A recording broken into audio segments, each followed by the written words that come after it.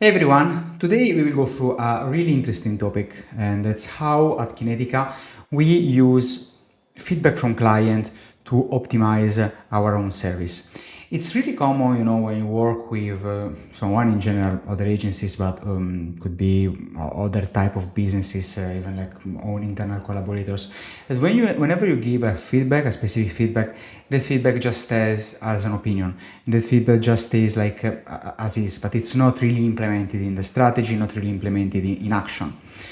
We really think that feedback from our clients, but even internal feedback, are essential to grow. There is one principle. I tell you this, and then we will go like more a little bit in the details of how the communication with the client works and how like this allows to improve our services and our results with the client. But I'll tell you this, like for example, at Kinetyca we have 5 principles that we follow all the time, and one of those is focus on client focus.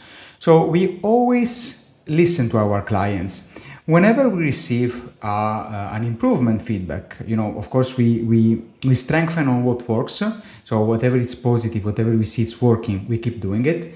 But whenever we get a feedback that is like an improvement feedback, something maybe like negative, maybe something that like the client didn't like, we act really quickly to act on it.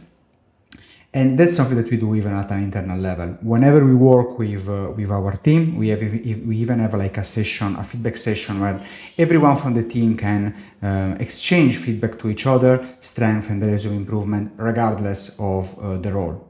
So, for example, the new person can give feedback to me as a founder, or can give feedback to the most senior people.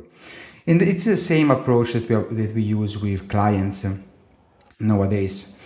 What do we do with clients? Let's get some examples. So first of all, what are like this type of feedback?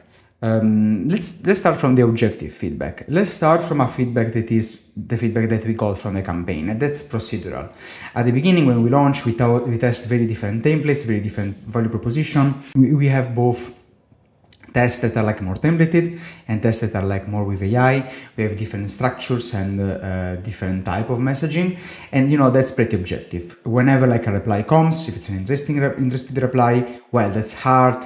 That's hard information that basically that message works. So that's pretty straightforward as a feedback, right? Whenever we see that a message is not working, we quickly act to optimize it. So I give you another example on the objective one, right? Let's say that we see like a client that we have, Limolin, that we had a really good case study with them. We're working for them really for a long time. At the beginning, we tested 10 different industries. They really didn't know what was like the best ICP for them. Testing these 10 different industries, we noticed after a few weeks that 2 industries out of those 10 were really were applying way more than all the 8 others. So we removed all the other 8s and we just focus on these 2. But like the feedback could be even subjective.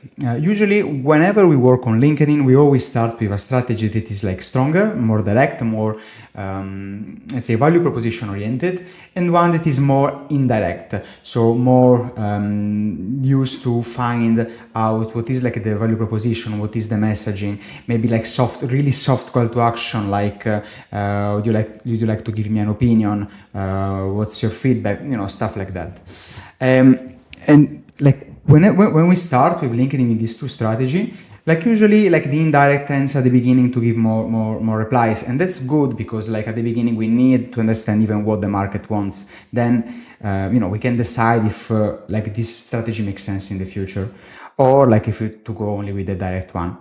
And a case, for example, with a client recently, they were getting a lot of replies with the indirect one, but at one point, they were closing something out of these indirect ones, but they were getting more traction from the direct ones. So from the direct ones, they were getting from the direct message, so stronger, more unique value proposition oriented. They were getting less replies, but higher conversion. From the indirect one, they were getting more replies, but lower conversion. So in the long run, at the end of the day, the time spent on the direct calls were more profitable, because like that time usually converted easier to money.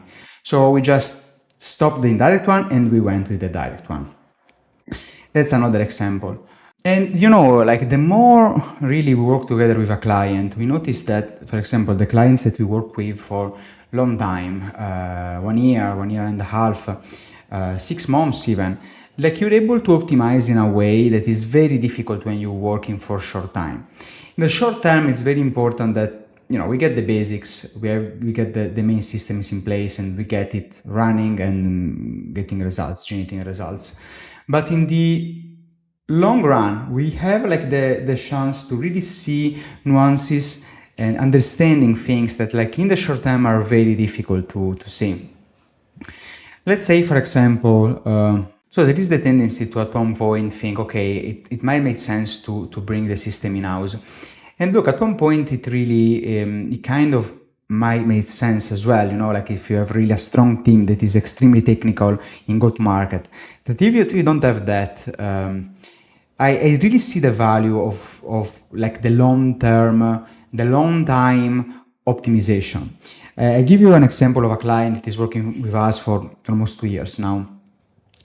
You know, at the beginning we generated for them revenue in the first 3 months. In the first year they generated over $500,000 with us, and like in the second year it's really where the optimization came to be really nuanced and really something that you can do only with long time. So for example, with this client, we started with copy testing. We then went with templated copy testing. We then optimized this into AI copy that increased after a few months, that increased the reply rate and then the closing rate in a second moment.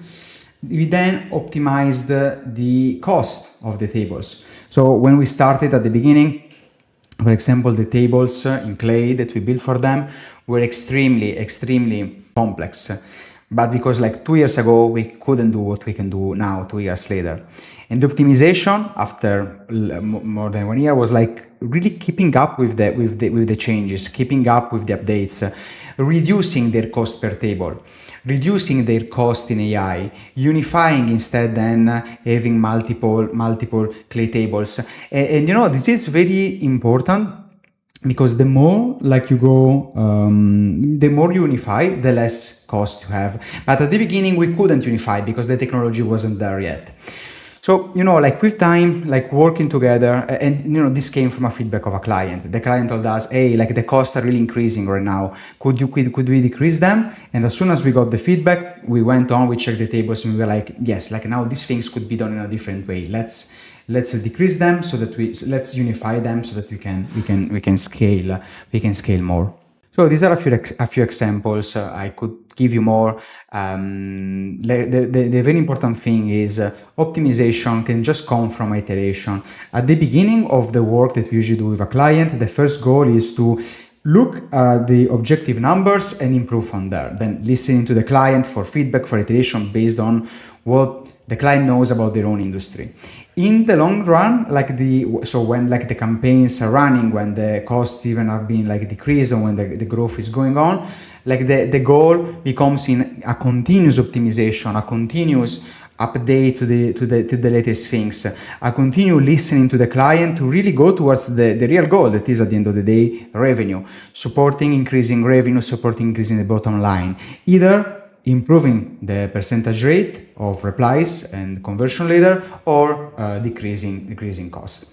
So thanks a lot. Hope this was helpful to understand how to get like an idea of some examples of how we optimize the campaigns based on feedback from our client and even internal. And if you are ready to grow, or if you have maybe many processes that needs to be streamlined, just book a call with us. We will understand your situation, and if you are a fit, we will let you know and we will tell you what the next steps could be. Thanks a lot. See you at the next. Thank you.